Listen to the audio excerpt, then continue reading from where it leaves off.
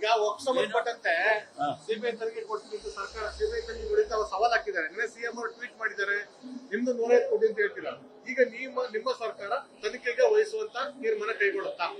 ನೋಡಿ, ಅವರು ಸ್ಪಷ್ಟವಾಗಿ 150 ಕೋಟಿ ಆಫರ್ ಮಾಡಿದ್ರು ಅಂತ ಅವ್ರು ಹೇಳಿದ್ದಾರೆ. ಅದರದ್ದು ಕ್ಲಿಪ್ಪಿಂಗ್ಸ್ ಕೂಡ ತಮ್ಮ ಕಡೆನೂ ಇದೆ, ಮಾಧ್ಯಮದವ್ರ ಹತ್ರನೂ ಇದೆ.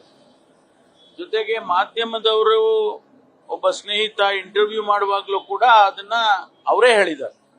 ನಾವ್ಯಾರು ಹೇಳಿರ್ತಕ್ಕಂಥಲ್ಲ, ಅಥವಾ ಆ ವಿಡಿಯೋನ ಯಾರು ಕೂಡ ಸೂಪರ್ ಇಂಪೋಸ್ ಮಾಡಿ ಕ್ರಿಯೇಟ್ ಮಾಡಿರೋದಲ್ಲ, ಅವರೇ ಹೇಳಿರೋದು. ಈಗ ಆಲ್ ಆಫ್ ಎ ಸಡನ್ ಇವರೆಲ್ಲ ಬಿಜೆಪಿಯವರು ಅವರಿಗೆ ಒತ್ತಡ ಹಾಕಿ, ಅವರ ಧಮಕಿ ಹಾಕಿ, ಅವರಿಗೆ ಉಲ್ಟಾ ಹೇಳೋಂಗ್ ಮಾಡಿದ್ದಾರೆ.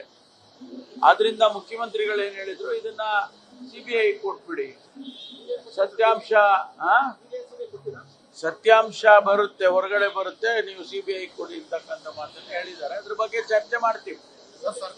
ಇಲ್ಲ, ಅದ್ರ ಬಗ್ಗೆ ಚರ್ಚೆ ಮಾಡ್ತೀವಿ.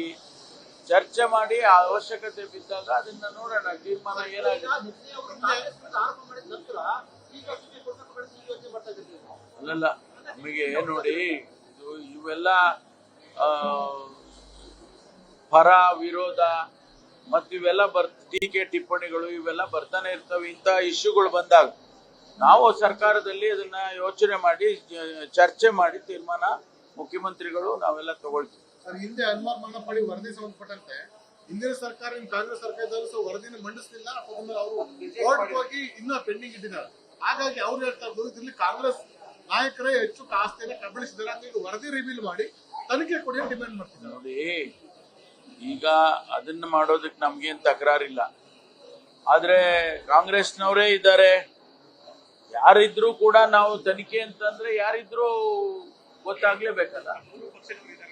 ಅಲ್ಲ, ಇರ್ಲಿ ಬಿಡಿ, ಯಾರಿದ್ರೆ ಅವರು ತಪ್ಪು ಮಾಡಿದವರಿಗೆ ಅದು ಏನ್ ಕಾನೂನು ಕ್ರಮ ತಗೊಳ್ಳೋದು ತಗೊಳ್ಳೇಬೇಕಾಗುತ್ತೆ.